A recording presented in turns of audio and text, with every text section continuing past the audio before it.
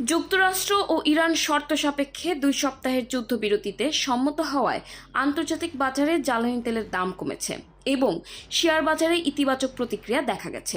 যুদ্ধবিরতির অংশ হিসেবে গুরুত্বপূর্ণ জলপথ হরমুজ প্রণালী আবার খুলে দেওয়ার কথাও জানানো হয়েছে।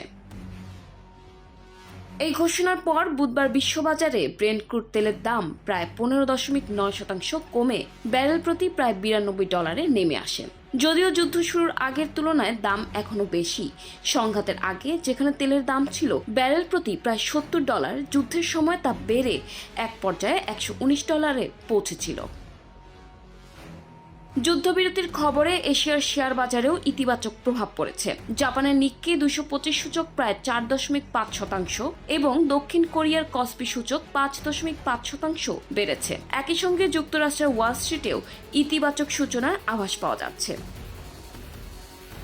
সামাজিক যোগাযোগ মাধ্যমে দেওয়া এক পোস্টে ডোনাল্ড ট্রাম্প জানান, ইরানের উপর সামরিক হামলা 2 সপ্তাহের জন্য স্থগিত রাখতে তিনি রাজি হয়েছেন, তবে শর্ত হিসেবে ইরানকে হরমুজ প্রণালী দ্রুত ও নিরাপদভাবে খুলে দিতে হবে।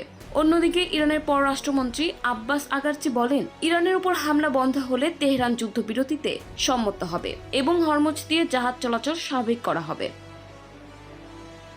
বিশ্লেষকদের মতে যুদ্ধবিরতির ফলে আপাতত জ্বালানি বাজারে কিছুটা স্বস্তি ফিরতে পারে এবং হরমুজের কাছে আটকে থাকা তেলবাহী জাহাজগুলো আবার চলাচল শুরু করতে পারে। তবে স্থায়ী শান্তি চুক্তি না হওয়া পর্যন্ত মধ্যপ্রাচ্যে জ্বালানি উৎপাদন পুরোপুরি স্বাভাবিক হতে সময় লাগতে পারে।